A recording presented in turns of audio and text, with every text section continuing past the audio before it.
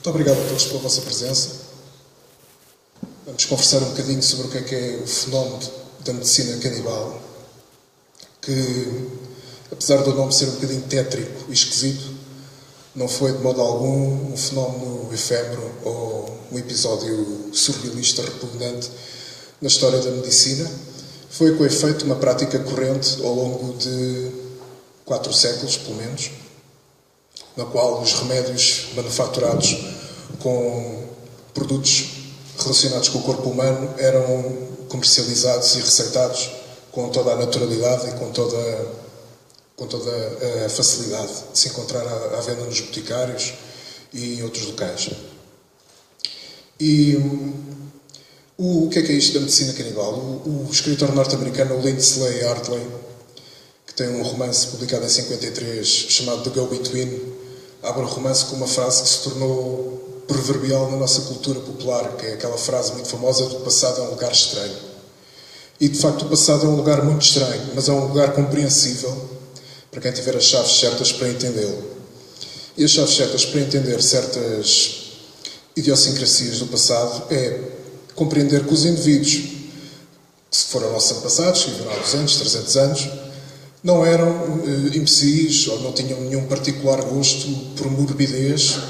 Simplesmente eles agiam consoante os códigos e as leis que tinham na altura. O conhecimento que eles tinham à disposição deles era, enfim, um determinado número de preceitos e eles agiam de acordo com eles.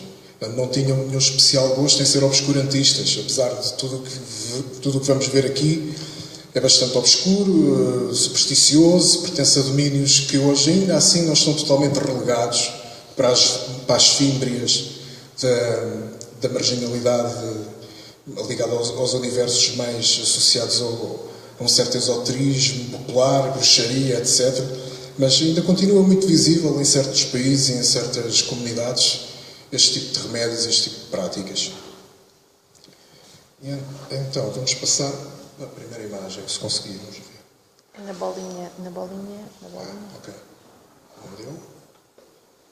Ok, já deu. Ok.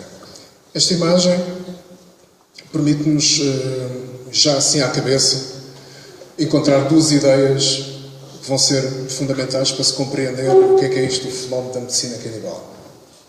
A primeira é perceber qual é a origem do nosso medo profundo da noite. E a segunda é qual é a origem e o significado da palavra canibal. Portanto, vamos por partes.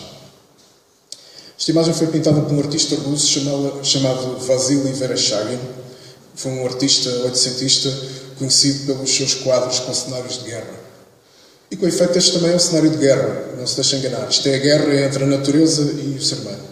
Ou, para ser mais alegórico, para ser mais poético, a guerra entre a natureza e a cultura, a guerra entre a matéria encontrada em estado bruto no mundo selvagem e a transmutação que é operada sobre ela através do conhecimento humano. Com efeito, o homem é talvez a única espécie animal que é incapaz de sobreviver no estado selvagem de um modo mais despojado.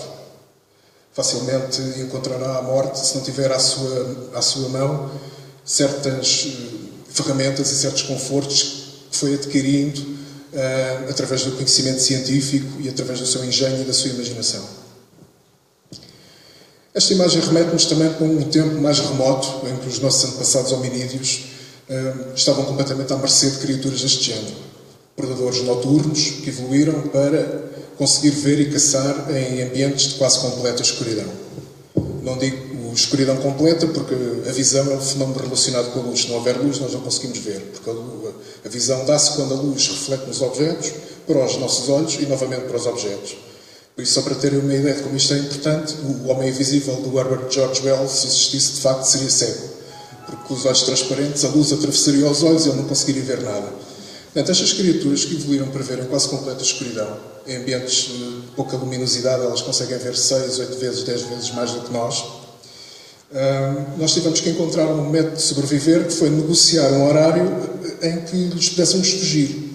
E o horário que encontramos foi o crepúsculo. Ainda hoje façam essa experiência, saiam às horas em que já não é noite, mas ainda não é bem dia, ou ainda é dia, mas a noite está-se a aproximar, e percebam que o mundo vos apresenta uma série de pormenores e de detalhes muito mais fortes do que, por exemplo, ao meio-dia, Ainda hoje os ambientes muito luminosos ou com focos de luz muito fortes nos provocam muita ansiedade. Estou-me a lembrar, por exemplo, de salas de hospital, ambientes onde há, em principal, um único foco de luz muito forte. Nós achamos esses ambientes muito hostis. E são uma herança destes tempos crepusculares em que nós tentávamos fugir destes predadores noturnos. Porquê? Porque o medo da noite é, em principal, o medo de ser devorado. Este medo primordial, o medo de sermos comidos por criaturas deste género, está na base de toda a nossa cultura, toda a nossa mitologia, toda a nossa religião. Porque se formos a todas as civilizações, encontramos a dicotomia treva-luz. As trevas como fonte do mal e a luz como elemento salvífico. Por conseguinte, esta dicotomia de trevas e luz, de segurança e de morte, de horror e de bem-estar, é uma herança destes tempos paleolíticos de pesadelo em que tentávamos não ser devorados. E ser devorados por criaturas deste género, que aqui é aqui a alcunhada de canibal. Alguns de vocês poderão estar a pensar, bom, o título do quadro estará bem, estará mal, será que o tigre é um canibal, será que o tigre é um antropófago? Bom, veremos já em seguida como é que o título do quadro está correto, de facto. A palavra canibal, quando apareceu pela primeira vez, apareceu em que contexto? Canibal é uma corruptela de caribal. E caribal era o nome pelo qual os indígenas caribenhos se chamavam uns aos outros. E a linguagem caribenha significa bravo ou valente. Era uma tribo guerreira, altamente violenta, cujos padrões de honra e de vida assentavam no heroísmo da batalha.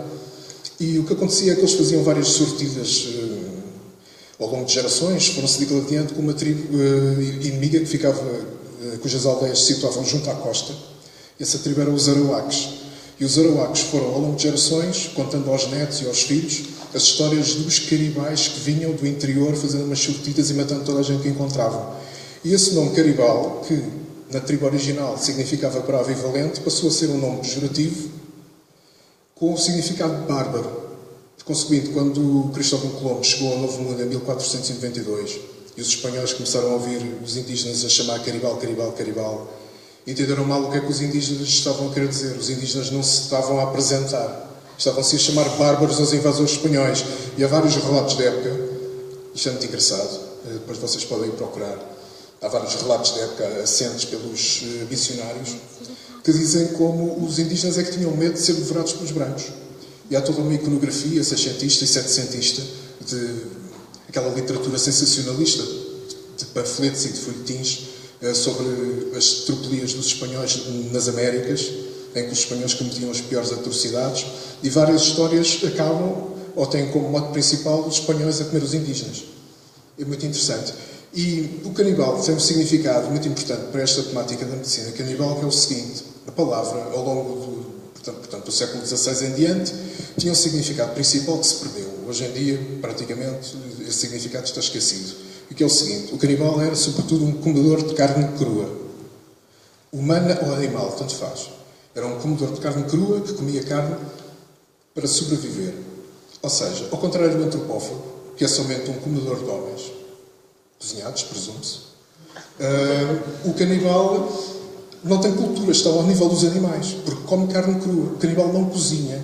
E o tigre, nesse sentido, é tanto um canibal como os indígenas caribenhos do Novo Mundo, porque come a carne crua, não a cozinha. E isto é muito importante para perceber depois o que é que significa o fenómeno da medicina canibal. Na rodinha. Ok.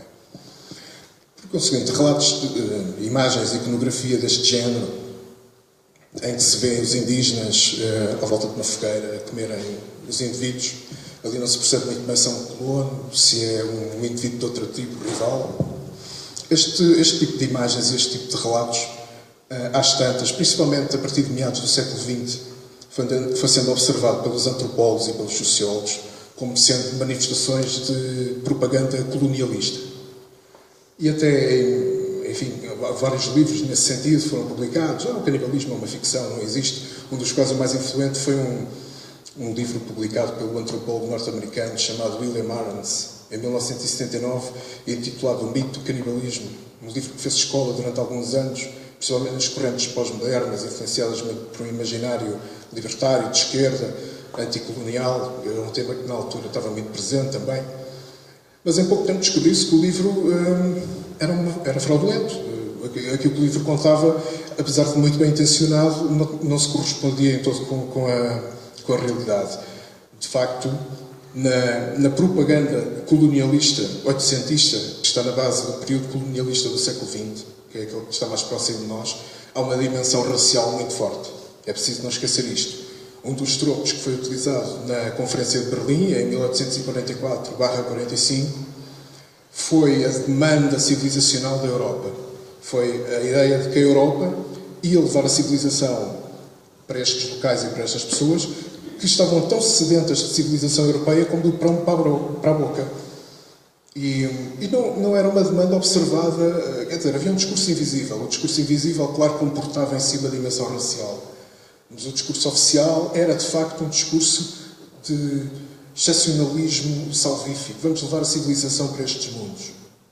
Porque estes mundos são selvagens e não conseguem sobreviver só por si. Vejam que até existem canibais. E, de facto, existiam. Existiam e existem canibais no Novo Mundo e no Velho Mundo, mas vamos partir daqui primeiro. E estas imagens da época, de alguns relatos da época que mais à frente iremos analisar, contêm muito de verdadeiro. E contêm muito de verdadeiro, sobretudo, quando são cotejados uns com os outros. E se percebe que eles contam mais ou menos o mesmo. Variam em alguns pormenores, mas o germe, o cerne da questão está lá.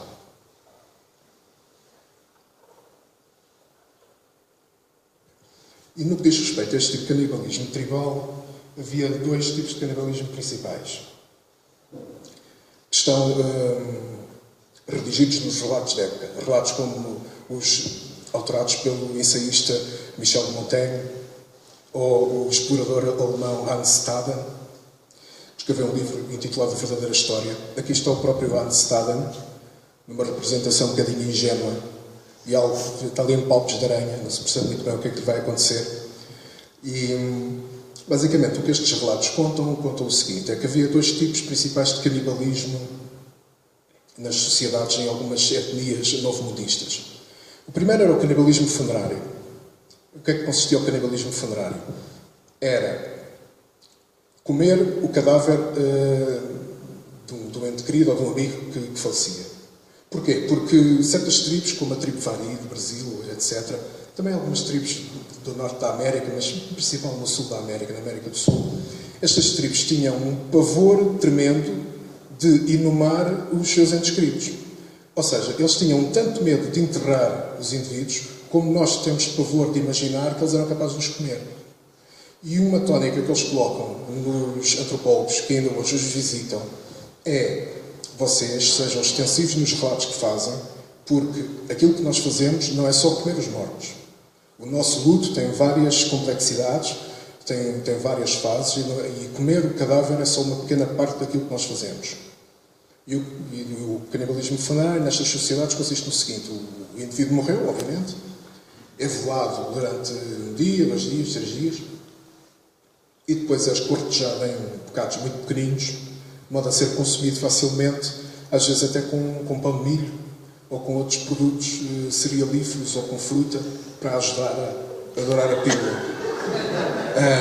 E são consumidos crus. E é preciso ver que às vezes são consumidos já num estado de putrefação um bocadinho avançado. Porque o cadáver é velado, há todo um choro, depois do cadáver ser comido, vai-se queimar a casa onde o indivíduo viveu e queimar os pertences dele. Então, há todo o ritual do luto indígena nestas sociedades é muito complexo. E de facto, eles têm razão. O consumo do cadáver é somente uma parte importante, mas pequena, de todo o ritual. E depois o outro canibalismo mais frequente nestas sociedades é o canibalismo bélico, que consiste em consumir, ingerir os indivíduos que são capturados em batalha. E esse sim é que foi descrito com bastante pormenor por autores coevos, como o Montaigne, que muito mais à frente iremos ver.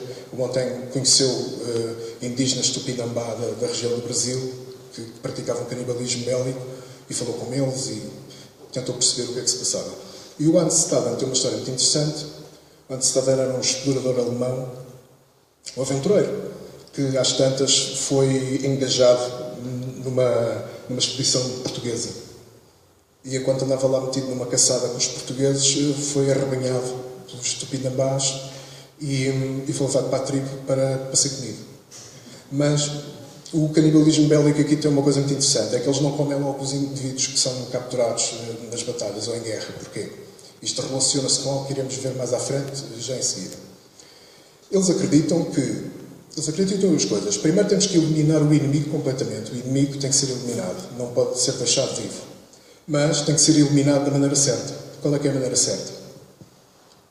É aculturá-lo, integrá-lo no seio da tribo, torná-lo um dos nossos e depois é que ele já pode ser comido com segurança. Porque eles acreditam que o corpo do estranho, o corpo do outro, o estrangeiro, o outro, o indivíduo estranho, está carregadíssimo de potências poluidoras que podem transformar aqueles que o comem. E nesse sentido vão torná-lo o mais parecido possível com eles próprios.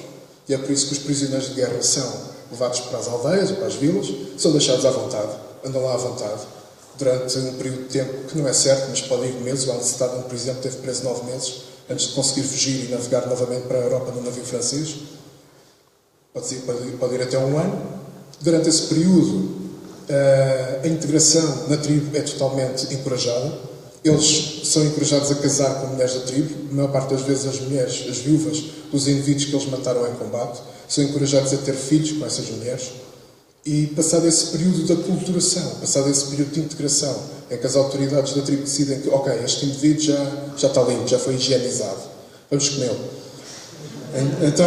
Então sim, é comido. É morto, sem cerimónia, uma morte normal, uma estocada, uma paulada, tanto faz. Não é na morte que está o importante do ritual. Os filhos que, entretanto, poderá ter tido ou não com as mulheres, com as viúvas, também são mortos e são comidos. E não há tortura. Nas tribos da América do Norte, sim, há tortura. Há rituais parecidos com este que têm uma componente de tortura muito forte. Mas aqui não há tortura nenhuma. Ele é morto sem cerimónias, uma coisa banal, e depois é escortejado e é comido. E muitas das vezes são comidos crus, tanto num caso como no outro. Portanto, o significado original da palavra canibal, como sendo um comedor de carne crua, fazia todo sentido. Porque nestes rituais eles, de facto, comem os indivíduos crus. Há também uma componente muito interessante, convém salientar, que é o seguinte, é que a figura do canibal, este indígena novo-mundista, tornou-se, ao fim e ao cabo, uma espécie de, foi-se tornando gradualmente uma espécie de arquétipo, quase podemos dizer isso, dos desejos secretos ou dos desejos proibidos dos indivíduos europeus. Os indivíduos europeus projetavam as suas neuroses e as suas lascividades nos indivíduos canibais, que como eram selvagens, que como eram animais, estavam mais próximos da natureza, de certa maneira tudo lhes era permitido. Eles, não era justificado que o canibal comesse pessoas e se portasse mal, mas era esperado. Ninguém o iria condenar por isso, porque fazia parte da natureza dele. E esta ideia do canibal como sendo um marginal cultural, no qual a Europa projeta as suas neuroses e as suas ansiedades, está presente em muita literatura. Um dos exemplos é O Monte dos Vendavais, de Emily Brontë. Foi escrito no auge do período neocolonialista, portanto, a Conferência de Berlim foi em 44-45 e o romance foi editado em 47. E é uma passagem muito interessante, duas passagens muito interessantes que revelam bem como a Europa vivia na altura o fenómeno do canibalismo. Porque, às tantas, a personagem principal do livro, o Heathcliff, o par romântico da personagem principal, é sempre descrito pela Emily Brontë como sendo um indivíduo de etnia singular. Não é definido como tendo uma etnia própria ou não, é deixado em aberto. Às vezes é descrito como sendo um demónio humano, ele tem uma pele negra, às vezes a Emily Brontë diz que ele parece um cigano, outras vezes diz que parece um lascar.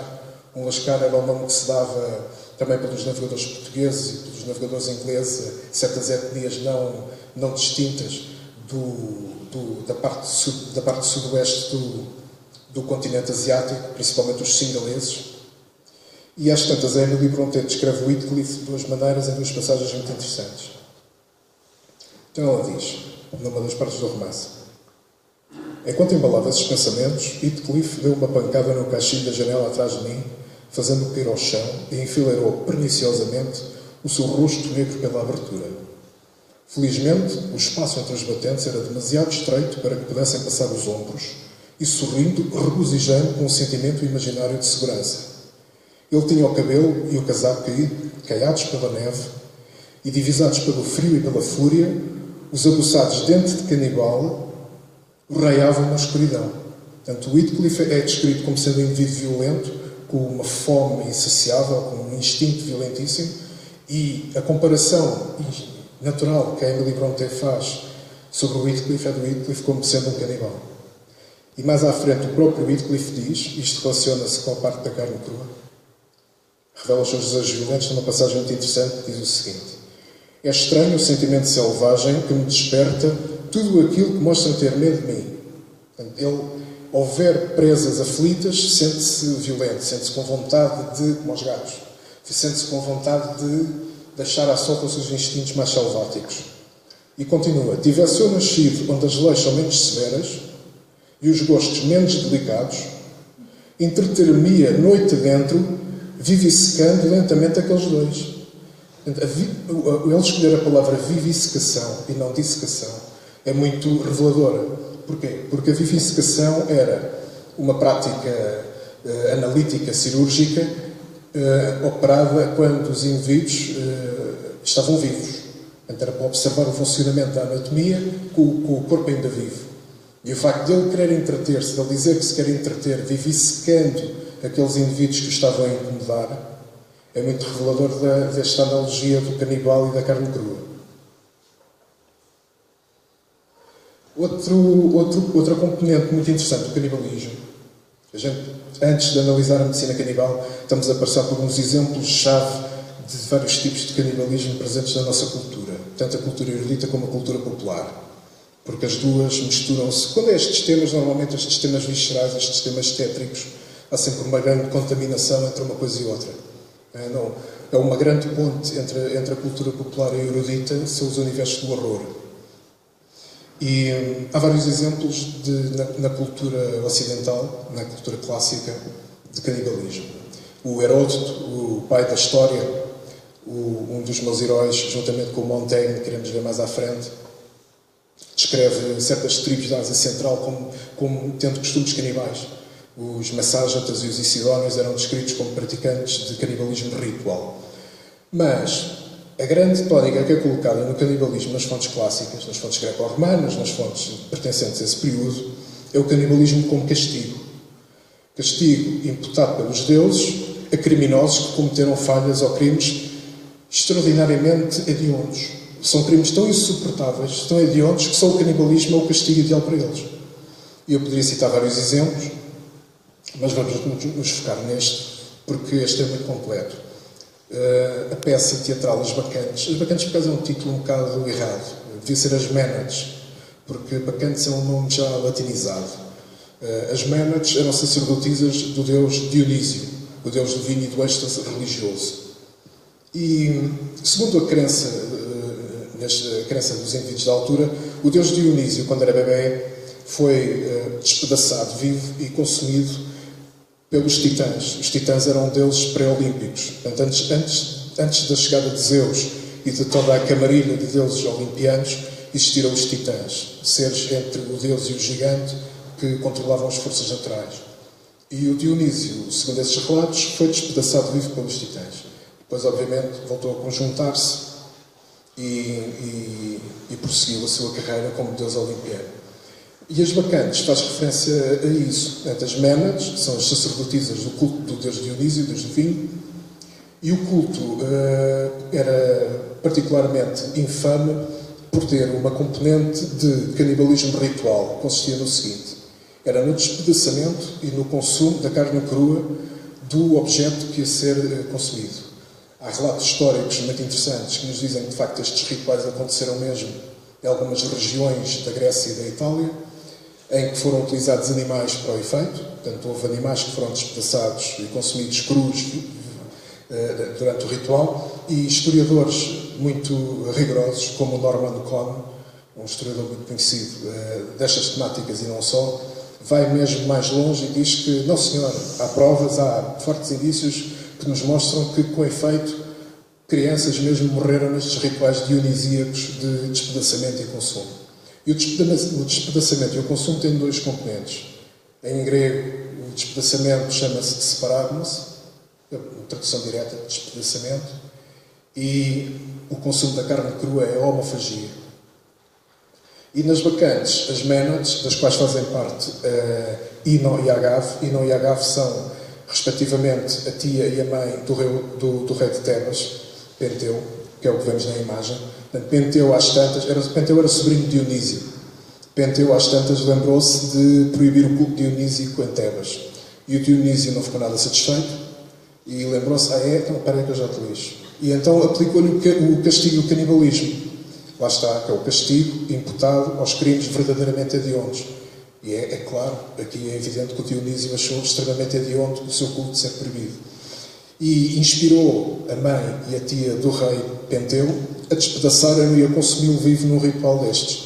Portanto, elas estavam-se a reunir-se numa floresta para fazer o ritual rotineiro de adoração do seu Deus, e o Penteu apareceu lá no meio sem saber ao que vinha e foi despedaçado. Portanto, o canibalismo na cultura clássica aparece sobretudo como uma fonte de castigo. Já são 3 tipos de canibalismo que estamos a observar. O funerário, o bélico, e aqui é o canibalismo como castigo, como tormento. Outro exemplo também pertencente à cultura erudita, muito curioso, está contido na Divina Comédia de Dante Alighieri. Eu ali coloquei 1320, porquê? Porque foi a data em que ele acabou de escrever o livro. Mas o livro só foi publicado depois, mais à frente, no século XV. E nem sequer foi publicado completo. Teve várias peripécias. Mas foi terminado mais ou menos nesta altura. E esta imagem do Doré, do Gustave Doré, esta gravura, mostra-nos o tormento aplicado ao famoso conde canibal, Ugolino della Gerardesca. O Ugolino della Gerardesca, para simplificar, porque esta história é muito bizantina, tem muitos pormenores políticos e intrigas. O Ugolino della Gerardesca, às tantas, foi considerado um traidor da sua facção política. E o arcebispo Ruggiero Ubaldini não gostou e condenou-o ao suplício da fome. Portanto, condenou-o a morrer à fome, trancado na Torre Muda. A Torre Muda era uma prisão muito conhecida em Pisa, uma prisão extremamente tenebrosa. Ele foi trancado na Torre Muda e o Baldini, para lhe tornar o tormento ainda mais pesado, trancou-o na companhia dos 2 filhos e dos 2 netos. E passados uns meses, quando a loucura da fome já estava a inebriar o julgamento do Lino, os filhos viram-se para o pai e dizem: pai, tens de nos comer para sobreviver, tu és muito importante, és um homem importante, tens de sobreviver a isto, come-nos, não faz mal nenhum. E o Lino: não, para o que é que vocês estão a dizer? Isso é uma loucura. O certo é que os filhos acabaram por morrer primeiro que o pai, e às tantas o Ugolino, já completamente deslocado pela fome, comeu os cadáveres dos filhos e depois matou os netos e comeu os netos. E o Dante Alighieri lembrou-se deste episódio, que é um episódio epigráfico, não se sabe. Sabe-se que o Ugolino esteve preso, juntamente com os filhos e com os netos. Não se sabe se os comeu ou não. As análises ossadas não foram conclusivas a esse respeito. Pode ter comido, pode não ter comido, fica à imaginação de cada um. Eu gosto mais da versão em que ele os comeu. E o Dante lembrou-se deste episódio e colocou na Divina Comédia, na primeira parte do Inferno. O Inferno é composto por 9 círculos, depois cada círculo tem também umas subdivisões, umas câmaras especiais para certo tipo de pecados e de crimes, e num dos níveis mais profundos, já perto da saída do Inferno, portanto, para quem conhece a hierarquia do Inferno dantesco, a saída está no fundo. Portanto, o indivíduo tem que atravessar o Inferno todo e no fim do Inferno é que está a saída. E já próximo da saída, nos círculos mais pesados, mais densos do Inferno, está o Ugolino della Gerardesca, preso num lago fechado, porque o Inferno de Dante não tem fogo, o Inferno de Dante é feito de gelo. E o Ugolino está num lago gelado, juntamente com o Ruggiero, que o condenou. E o Dante parece ter-se apiedado do Ugolino, porque apesar do Ugolino ter comido os filhos e os netos, o Dante considerou que o crime do arcebispo era pior ainda, que era condenar os inocentes junto com o prevaricador. E então colocou o Ugolino a comer por toda a eternidade a cabeça do arcebispo Ruggieri. Portanto, a cabeça regenera-se e depois é comida outra vez. E depois regenera-se e é comida outra vez. E eles passam a eternidade toda nisto, ali presos no gelo. Até uma passagem muito interessante na Divina Comédia que fala exatamente sobre isso. Eu não vou-vos ler a passagem toda, porque isto lido em voz alta é muito pouco afónico, porque é um texto muito convoluto. Mas há uma frase muito interessante, que é o Ugolino. O Ugolino está a falar com o Dante, e o Ugolino às tantas diz o seguinte: depois de lhe contar o que lhe aconteceu, foi preso com os filhos e tal, e depois diz: depois, mais do que a dor, pôde o jejum. Ou seja, mais do que a mágoa diante da perspectiva de comer a sua descendência, pôde o jejum, ou seja, pôde a fome. Portanto, a fome venceu os desejos mais protetores do conde canibal. E o conde canibal comeu os filhos e os netos.